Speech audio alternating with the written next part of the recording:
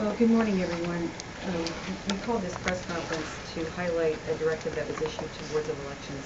You'll find it in your packet. This is directive number 2008-96, and it reminds boards of elections of their mandatory duty to conduct investigations relating to election integrity, specifically to voter registration fraud, illegal voting, and tactics that may be used to intimidate or suppress voters.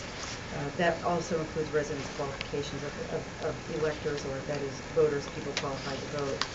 One of the things that we are specifying for boards to do is to report the findings to the Secretary of State as well as to their county prosecutor.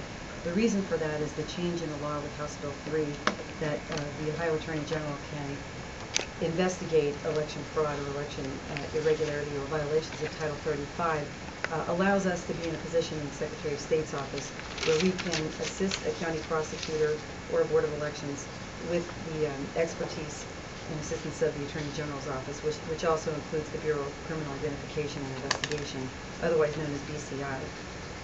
I've got a short PowerPoint here that I think will enhance and better explain what we're doing at this point in time. Patrick, if you can go to the first slide.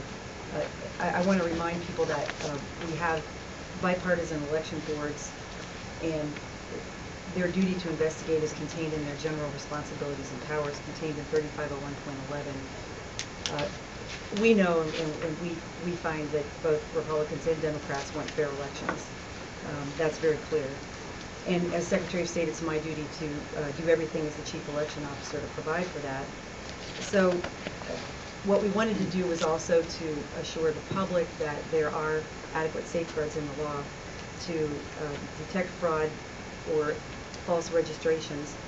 First of all, and you've got a copy of this PowerPoint in your packet, but each newly registered voter is contacted by the Board of Elections with a notice. Did you go too far? No, sorry. So it is contacted by the Board of Elections with a confirmation notice. Even if they register and vote in the same day, that confirmation notice is sent to the voter. If it's returned to the Board of Elections, the board will investigate the voter's qualifications. So one of the things that we did with the overlap window of voting was to require those voters to vote on a paper ballot, basically an absentee ballot that is placed in a secrecy envelope and inside an identification envelope. So in doing that, we're protecting the secrecy of that voter's ballot, but we're permitting that ballot to be looked at further from the standpoint of the voter's eligibility, and those ballots are segregated.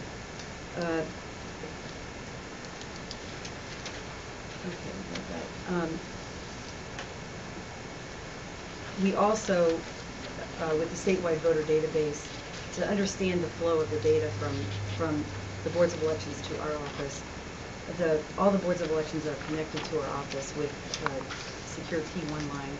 And so as a voter registration is either updated or entered into the county's database, it is sent on a frequent periodic basis to our office through the T1 line. There's an electronic process that sends that registration to the Bureau of Motor Vehicles, as is required by the Help America Vote Act. And the Bureau of Motor Vehicles checks for a match on the driver's license number, if there is one. If there is not a match, it goes further and forwards that registration record or the data contained in it to the Social Security Administration, which, by the way, was shut down from Friday until this morning, despite protests and requests from secretaries of state that included California, myself, and other secretaries who asked that they not do their maintenance during this critical period of time when boards of elections are attempting to get their poll lists and their voter registration lists in order for election day voting. The Social Security Administration checks the last 4 digits of the Social Security number if it's provided for a match, and either notifies the Bureau of Motor Vehicles that there is a match or there isn't a match. That then is sent, that information about whether or not there's a match, either from the BMV or the Social Security Administration, is sent back to the Secretary of State, and that particular voter's record, if there is a non-match, is flagged. One of the issues that was litigated before Judge Smith and that was decided by the Sixth Circuit Court of Appeals was whether or not our office needs to either generate a list, specific list of the counties, or provide access to the counties to be able to search it by non-match. Even though the Sixth Circuit Court of Appeals said that we're not required to do that, we are in the process of providing a way for the boards of elections to do that, and we anticipate that we'll be able to offer that to them by the end of this week or the beginning of next week.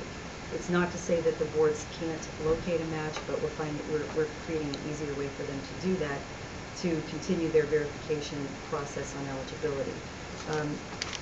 And again, I do want to emphasize that the Sixth Circuit did say, which is consistent with HAVA, that a non-match is not a basis for determining a voter's eligibility. It's rather a basis to clean up that registration and ensure that the records are correct. And so I